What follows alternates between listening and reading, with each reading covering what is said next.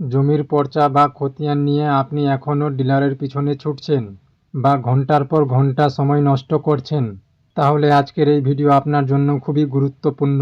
এখন ঘরে বসে স্মার্টফোনে খুব সহজে আপনি খতিয়ানের অনলাইন কপি সংগ্রহ করতে পারবেন এবং সার্টিফাইড কপির জন্য আবেদন করতে পারবেন। 2026 সালে এখন আপনি বিনামূল্যে ডিজিটাল সার্টিফাইড কপির জন্য আবেদন করতে পারবেন এবং আবেদন হয়ে গেলে সেটি ডাউনলোড করতে পারবেন। তাই আজকের এই ভিডিওতে আমি একদম নতুন নিয়মে দেখাবো কিভাবে আপনি এই প্রসেসটি সম্পূর্ণ করবেন। তাই ভিডিওটা স্কিপ না করে শেষ পর্যন্ত দেখুন। শুরু করার আগে আপনি যদি GOB.in97 চ্যানেলে নতুন হয়ে থাকেন তাহলে এখনই সাবস্ক্রাইব করে বেল আইকনটা বাজিয়ে দিন। আর যদি ভিডিওটি ভালো লাগে তাহলে অবশ্যই একটি লাইক দিবেন। সবার প্রথমে মোবাইল বা কম্পিউটারে ক্রোম ব্রাউজার ওপেন করবেন। এখানে সার্চ করবেন বাংলার ভূমি। সার্চ করার সাথে সাথে সবার প্রথমে বাংলার ভূমির অফিসিয়াল ওয়েবসাইট শো হবে। বাংলার ভূমি GOB.in এই অফিসিয়াল ওয়েবসাইটের উপরে ক্লিক করবেন। ক্লিক করার পরে একটি নোটিফিকেশন শো হবে। এই নোটিফিকেশনটা এখান থেকে কাটিয়ে দিবেন। সরাসরি বাংলার ভূমির অফিসিয়াল ওয়েবসাইটের ড্যাশবোর্ড শো হবে। এইবারে সবার প্রথমে এখানে সিটিজেন সার্ভিস এই অপশানের উপরে ক্লিক করবেন। সিটিজেন সার্ভিস অপশানে ক্লিক করার সাথে সাথে এইরকম ইন্টারফেস শো হবে। এইখানে আপনার ইউজার নেম, পাসওয়ার্ড এবং এই ক্যাপচারটা ক্যালকুলেট করে নেক্সট বটনে ক্লিক করতে হবে। যদি আপনি নতুন হয়ে থাকেন তাহলে আপনার কাছে তো আর ইউজার নেম এবং পাসওয়ার্ড থাকবে না, তাহলে আপনি সাইন ইন এই অপশানের উপরে ক্লিক করবেন। এরপরে আপনাকে এই রেজিস্ট্রেশন ফর্মটা ফিল আপ করতে হবে। প্রথমে আপনার নাম, এখানে আপনার নামটি এন্টার করবেন। মিডিল নাম থাকলে তাহলে মিডিল নামটা এখানে এন্টার করবেন এবং লাস্ট নেম থাকলে এখানে লাস্ট নেমটা এন্টার করবেন।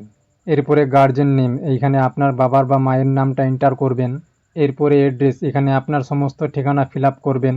এরপরে user type citizen automatically select করাই থাকবে, এটা চেঞ্জ করবেন না। এরপরে মিউনিসিপ্যালিটি, যদি আপনি পৌরসভা এলাকায় বসবাস করেন তাহলে আপনার পৌরসভার নামটা এখানে এন্টার করবেন।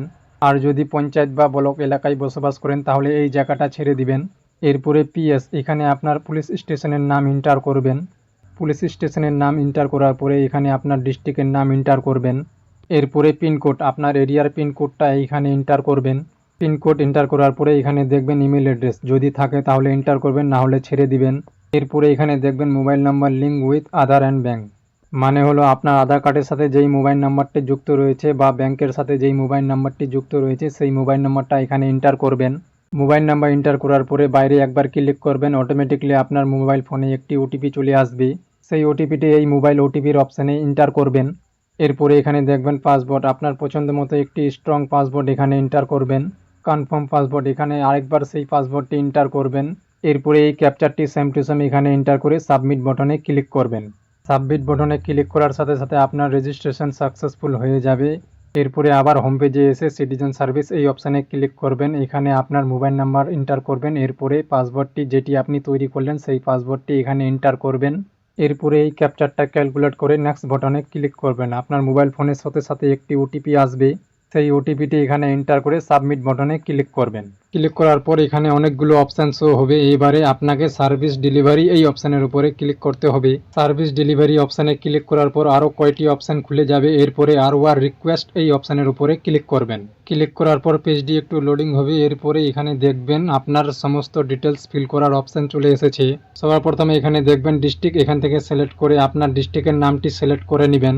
ডিস্ট্রিক্ট সিলেক্ট করার পরে এখানে দেখবেন এরপরে ব্লক, আপনার যেই ব্লকটি হবে সেই ব্লকটি এখান থেকে সিলেক্ট করে নেবেন। ব্লকটি সিলেক্ট করার পরে এখানে দেখবেন এরপরে মৌজা, আপনার মৌজা যেইটি হবে সেই মৌজাটির নাম এখান থেকে সিলেক্ট করে নেবেন। মনে রাখবেন আপনার জমিটি যেই মৌজাতে আছে সেই মৌজার নামটা এখানে সিলেক্ট করবেন। যদি আপনার বাড়ির ঠিকানা অন্য মৌজাতে রয়েছে অথবা আপনার জমির ঠিকানা অন্য মৌজাতে, তাহলে আপনার জমির মৌজাটা সিলেক্ট করবেন। ভুলেও আপনার ঠিকানার মৌজাটা সিলেক্ট করবেন না, না হলে আপনার অ্যাপ্লিকেশনটা রিজেক্ট হতে পারে। মৌজা সিলেক্ট করার পরে এখানে নিচের দিকে আসবেন, এখানে দেখবেন খতিয়ান নাম্বার, আপনার খতিয়ানের যেই নাম্বারটা হবে সেই নাম্বারটা এখানে এন্টার করবেন। খতিয়ান নাম্বার এন্টার করার পরে এখানে দেখবেন ফার্স্ট নাম, আপনার খতিয়ানের যে নামটা রয়েছে সেই নামটা এখানে সেম টু সেম এন্টার করবেন। এরপরে এখানে আপনার লাস্ট নেম এন্টার করবেন। যদি আপনার খতিয়ানের নাম অথবা আপনার ডকুমেন্টের নাম মিসম্যাচ রয়েছে সেই জন্য আলাদা করে অ্যাপ্লিকেশন করতে হবে। যদি আপনার খতিয়ানের নাম ভুল রয়েছে তাহলে অবশ্যই কমেন্টে জানাবেন, আমি একটি ভিডিও বানিয়ে দিব। এরপরে এখানে দেখবেন ফাদার বা হাজব্যান্ড নেম যেটি হবে সেই অপশানটার উপরে ক্লিক করবেন, তার নামটা সেম টু সেম এখানে এন্টার করবেন। এরপরে নিচের দিকে আসবেন, এখানে দেখবেন অ্যাড্রেস, এখানে আপনার অ্যাড্রেসটি ফিল আপ করবেন।